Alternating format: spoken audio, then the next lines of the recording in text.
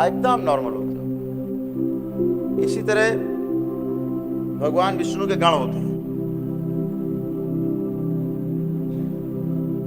जिन्हें किरात के नाम से जानते हैं। और अद्भुत व्यवस्था है प्रकृति में। जिन लोगों ने कभी असहाय गरीब को सताया होता है और किसी गरीब की हाय लगी होती है उस परिवार को, उसके परिवार में किसी ने भी किया होगा, ये नहीं कि आप ही ने किया हो, वो व्यक्ति जिंदा हो चाहे मर चुका हो, पूर्वज रहा हो आपके, उसकी हाय आपके डीएनए में बनी रहेगी। और कह भी गए कि हाय बड़ी गरीब की। हाय जिंदा नहीं रहने देती आदमी को, मरने भी नहीं देती, दोनों काम करती है। और आपके यहाँ असाध्य रोग पैदा करती है हाय, गरीब की हाय। और असाध्य रोग की जानकारी आपको तब होगी जब असाध्य रोग बन चुका होगा, यानी उसका इलाज नहीं होगा प्रकृति में, सृष्टि में। तो समझ लीजिए कि आपके यहाँ हाय है गरीब की। और ये भी अद्भुत है प्रकृति का नियम, जिसको हाय लगी होगी उसमें भगवान विष्णु के ही गण आते हैं उसके भोग काटने के लिए। हाय हाय का जो भोग है वो काटने के लिए भगवान विष्णु के गण जो है ना पहाड़ों से हैं, जैसे पहाड़।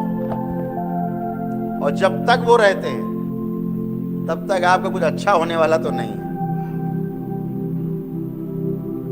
और भोलेनाथ का जो तंत्र है, शिव का जो तंत्र है, वो विष्णु के गणों पे नहीं चलता।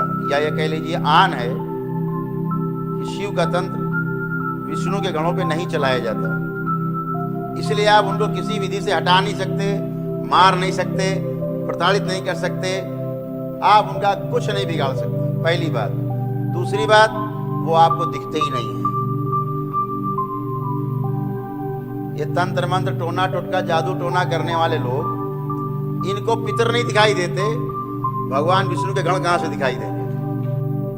तो उनको प्रसन्न करके ही वापस भेजा जा सकता है आपके डीएनए से निकाल के। आप पे धन नहीं है या रुद्राभिषेक करने में आप सक्षम नहीं है, आप पे धन नहीं है, तो दरबार आपको अपनी ओर से पुण्य देता है, रुद्राभिषेक के भी और विष्णु सहस्त्रनाम के भी, और आप स्वस्थ होते हो। आपको कुछ नहीं करना होता। दोष पालना उचित नहीं, वो आपको कष्ट रहेंगे, कहीं न कहीं झटका मारेंगे। ठीक, तो अब दरबार ने क्या किया कि आपको झटका ना लगे, इसलिए पहले इसे पुण्य दे देते हैं। कैसे देते हैं? जैसे बैंक देता है उधारी में, तो आपको पुण्य देते हैं।